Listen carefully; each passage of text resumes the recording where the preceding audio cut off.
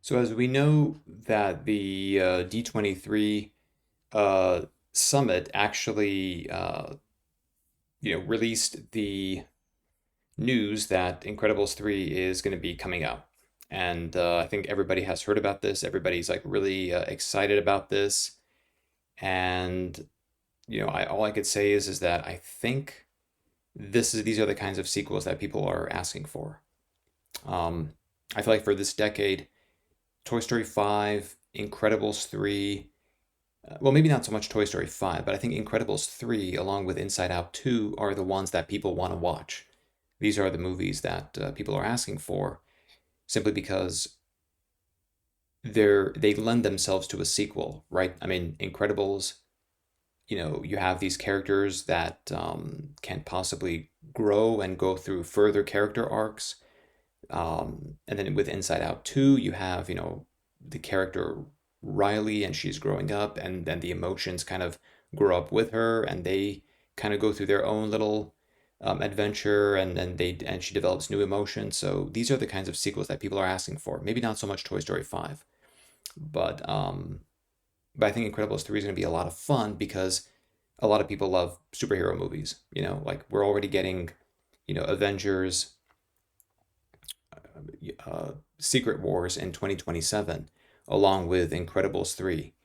And, there's going to be a lot of superhero movies, and Incredibles 3, I think, is just a good sequel to make because you're talking about these characters that are beloved that also are going to grow up, or hopefully those characters like Dash and Violet and Jack are going to be growing up too. They're going to be like these new characters, and they're going to go on this, you know, epic kind of like superhero, you know, uh, adventure, and it's going to include all these new characters, and maybe who knows, like a kind of something similar to, well, maybe not similar to the Avengers, but something that incorporates a lot of other superheroes in there.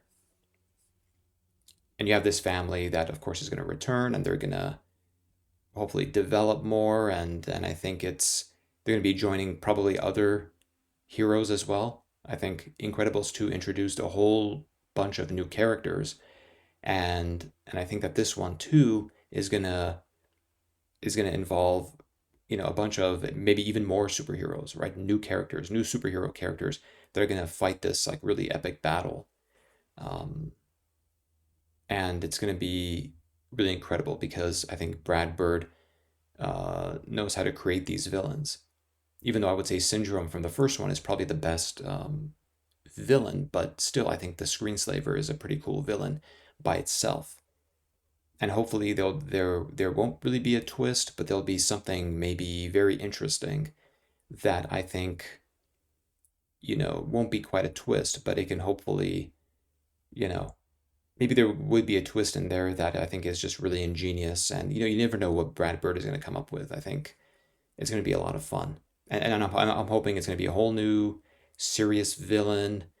Um, it's going to involve a lot of superheroes. It's going to involve all these new, you know, characters that are going to go on this adventure, and I have a feeling it's going to be that, right? It's going to grow on Incredibles 2, but it's going to be older characters, more superheroes, maybe not a twist villain, but just a bad guy that you are looking forward to, that is very conniving, that you are just looking forward to seeing on the big screen.